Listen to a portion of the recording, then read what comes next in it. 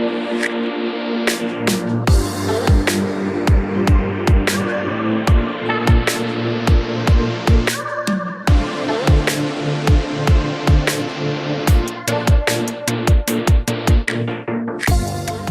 yo semua, di video kali ini kita akan nge-review One Piece chapter 1049. Terungkap, Kaido mengetahui siapakah sebenarnya Joy Boy. Dan mari langsung saja kita masuk ke ceritanya. Tapi seperti biasa dulu dong, bantu kami mengembangkan channel ini dengan klik like, subscribe, dan nyalakan lonceng notifikasinya agar kalian tidak ketinggalan info-info penting seputar dunia One Piece hanya di channel Siklus Anime. Kalau sudah, terima kasih teman-teman. Oke, kita masuk ke ceritanya. Akhirnya, penantian penduduk Wano Kuni beserta semua aliansi samurai selama 20 tahun lamanya pun terjawab. Sang Dewa Nika membebaskan mereka semua dari penderitaan mereka selama ini. Kebiadaban dan kelicikan dari dua orang yang selama ini menguasai mereka akhirnya tumbang di tangan orang yang tepat. Cita-cita dari Kozuki Oden pun terbuka lebar untuk membuka perbatasan negeri Wano Kuni menjadi nyata. Kita dikejutkan dengan isi One Piece chapter 1049 yang berisi banyak sekali hal yang sangat menarik. Di antaranya, hancurnya kekaisaran milik Kaido. Kemudian, kejutan besar yaitu flashback dari Kaido yang akan banyak sekali mengungkap identitas dari Rocks yang perlahan mulai menemukan titik terang. Chapter 1049 kita kali ini akan berjudul Dunia yang harus kita cita-citakan. Judul ini menuju langsung kepada perkataan Luffy di chapter ini. Perkataan Luffy di chapter ini yang menegaskan bahwa dia akan menciptakan dunia yang dimana tidak ada temannya yang merasa kelaparan. Jadi para penduduk negeri Wano Kuni sedikit lagi akan terbebas dari rasa kelaparan yang mereka rasakan selama ini. Cover kali ini mendapatkan cover story yang berkaitan dengan cover story sebelumnya yang melanjutkan perjalanan keluarga Germa Double Six. Yang kita ketahui di chapter sebelumnya, Ichiji dan Ryuju ingin menolong adik-adiknya. Sampul kali ini terlihat ada orang yang membakar buku Niji dan Yonji. Padahal sebelumnya buku ini sudah berada di dalam penelitian dari anak-anak Big Mom. Dan terlihat keadaan dari Niji dan Yonji yang mulai bisa menggerakkan tubuhnya karena paku pada tubuhnya mulai terlepas. Siapakah menurut kalian yang membakar buku ini? Tuliskan di kolom komentar ya. Bagian pertama, kita diperlihatkan suasana dari puncak Onigashima, tepatnya di atas langit ibu kota bunga. Terlihat benturan kekuatan Luffy dan Kaido yang menyebabkan sekitar area mereka terdapat peti hitam yang sangat banyak. Di sini terlihat bahwa kepala Luffy digigit oleh naga api milik Kaido. Dan Kaido berkata, "Kau melangkah jauh. Kau telah melakukannya dengan baik untuk bertarung melawanku selama ini. Namun tidak mungkin kau bisa mengubah dunia." Setelah itu, flashback dari Kaido kecil pun dimulai. Dia sedang berada di sebuah tempat yang bernama Kerajaan Vodka. Beberapa pasukan Kerajaan Vodka di sini mengatakan sesuatu. Luar biasa, Kaido adalah prajurit yang terkuat dan dia baru berusia 10 tahun. Kaido menjawabnya, pertempuran itu tidak cukup. Kemudian panel langsung memperlihatkan situasi dari Kerajaan Vodka sekitar 46 tahun yang lalu. Salah satu dari pasukan Vodka berkata, negara kita tidak perlu berhenti untuk berpartisipasi dalam perang. Kita harus menang dan mengumpulkan cukup banyak uang untuk upeti surgawi, atau kita akan kehilangan hak asasi kita di dunia ini. Kaido pun menjawabnya, kenapa semua orang menuruti orang-orang naga langit itu? Raja Vodka pun mengatakan sesuatu. Kau sedang direkrut, pergi melayani sebagai bawahan mereka. Lantas Kaido menjawab, kenapa aku harus menjadi anjing pemerintah? Raja menjawab, kau terlalu banyak membuat onar di negeri kami. Sementara itu, Kaido di sebelah mereka, diikat rantai di tubuhnya. Di samping ada marinir yang mengatakan sesuatu kepada Raja Vodka. Setelah kau menyerahkan Kaido, negeri ini diberi hak untuk berpartisipasi dalam acara referee. Kaido pun terlihat mengamuk di sana dan berkata, aku bukan alat politikmu. Kemudian setelah itu, Kaido dibawa oleh pemerintah dunia dengan kapalnya di lautan untuk dibawa ke markas naga langit. Namun tiba-tiba di perjalanan, ada marinir yang berteriak bahwa Kaido sudah kabur. Akhirnya para marinir dan juga pemerintah dunia membuat poster buronan dari Kaido yang mereka memberi nilai kepala Kaido seharga 70 juta beri. Marinir berkata, Kaido telah ditahan. Dia kabur lagi. Sepertinya dia ditangkap setiap kali dia lapar. Dia pikir kapal penjara kita adalah ruang makan.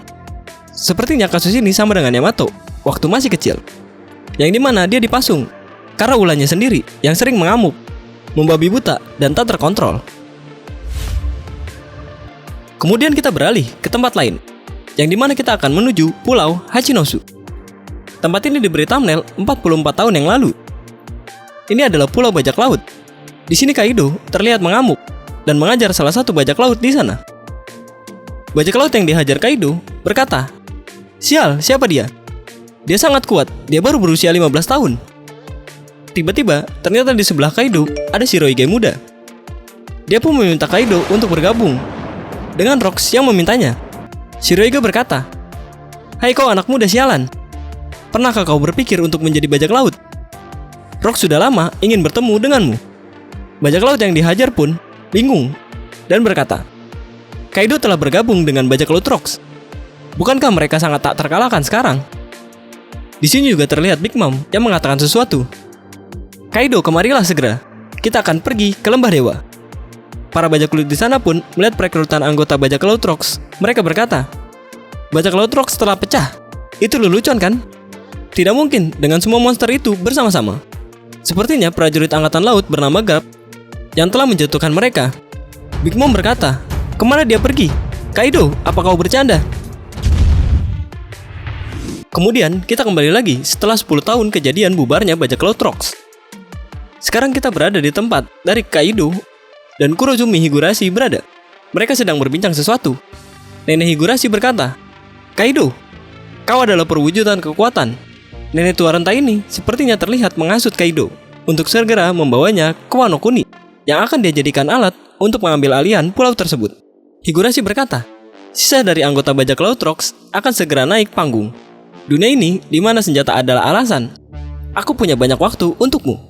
Kaido pun langsung menjawabnya dengan sangat lantang. Ada orang yang terlahir sebagai bangsawan. Orang-orang yang menerima perdamaian begitu saja. Mari kita seret mereka ke medan perang. Itulah arti dari kesetaraan dan kebebasan. Hanya dalam perang nilai seseorang itu ditentukan. Setelah itu, Kaido terlihat berbicara dengan King. "Aku tidak tahu dari mana, tapi Yamato telah membawa nama Joy Boy. Membuka perbatasan negeri ini sepertinya keinginan Oden, dan adalah persiapan untuk Joy Boy. Jika orang itu sama dengan apa yang kutunggu, maka aku tahu siapa itu Joy Boy." King lalu menjawabnya, "Lalu siapa orang itu?" Kemudian panel berpindah lagi ke masa kita sekarang, yang masih terlihat benturan Hosokuwaki yang sangat kuat di langit ibu kota bunga. Terlihat ada salah satu anggota CP0 yang melompat dari pulau Onigashima menuju keluar. Namun masih belum jelas apakah yang dia rencanakan. Momonosuke berkata, "Luffy akan menang." Yamato pun memerintahkan Momonosuke untuk segera melakukan tindakan terhadap pulau Onigashima yang akan terjatuh ke bawah. Dia berteriak, "Lakukan Momonosuke." Momonosuke pun langsung berusaha. "Keluarlah awan api, lakukan seperti apa yang kukatakan." Berlanjut, kita ke panel yang memperlihatkan bagaimana kondisi yang terjadi pada Reizo dan Jinbe setelah mereka melepaskan air yang memadamkan seluruh kastil Onigashima. Kita bisa melihat air yang terus keluar dari celah-celah bangunan yang menghantam orang-orang yang berada di dalam kastil, hingga akhirnya beberapa aliansi seperti Brook, Nami, Appo, para Akazaya, dan masih banyak yang lainnya yang terkena efek dari aliran air milik Reizo. Reizo berkata, "Selamatkan semuanya, air dari Zou." Di sisi lain terlihat Sanji yang masih kebingungan. Dari mana datangnya air sebanyak ini? Franky pun terlihat berkata kepada orang-orang di sana, "Awas kalian, jangan terbawa arus ini." Berlanjut, sekarang kita menuju tempat dari Hiyori, Denjiro, dan juga Orochi berada. Denjiro terlihat mendekap erat tubuh Hiyori. Denjiro berkata, "Kau telah melakukannya dengan baik. Kau menahannya begitu lama. Selama bertahun-tahun ini, Nona Hiyori." Di sini pun flashback dari Denjiro dan Nona Hiyori yang memang melakukan skenario untuk berpura-pura menjadi bawahan Orochi. Mereka berdua akhirnya sampai di titik di mana mereka berdua bisa bertahan dan sukses untuk membuat skenario ini berjalan lancar. Kepala dari Shogun Bodo pun terlihat terpenggal dan jatuh ke tanah. Kita lanjut ke kondisi dari pulau Onigashima yang hampir jatuh. Yamato berkata, "Awas, api telah menghilang. Ini sudah berakhir." Momonosuke berteriak, "Onigashima akan jatuh."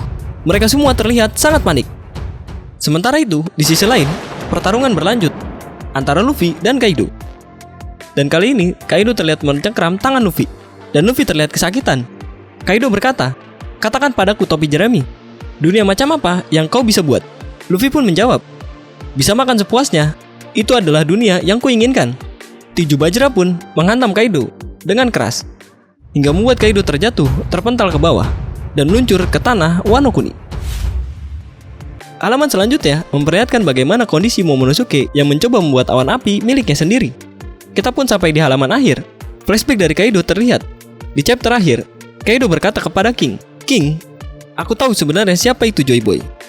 King menjawab, "Siapa itu?" Kaido dengan lantang menjawabnya, "Dia yang bisa mengalahkanku di masa depan." Chapter 1049 ini pun ditutup dengan Kaido dan Luffy dan juga Momonosuke yang terlihat lelah. Dan mereka jatuh di tanah dan diikuti dengan lentera harapan dari penduduk Wano Kuni yang berada tepat di atas mereka. Jadi itulah pembahasan kami kali ini. Jika kalian menyukai video kami, jangan lupa klik like, komen, dan tentunya juga subscribe channel kami agar kalian tak ketinggalan video-video kami selanjutnya. Terima kasih teman-teman, karena kalian sudah menonton video ini sampai akhir. Dan jika ada saran dan kritik dari kalian, jangan lupa sampaikan di kolom komentar. Dan tetaplah berlayar.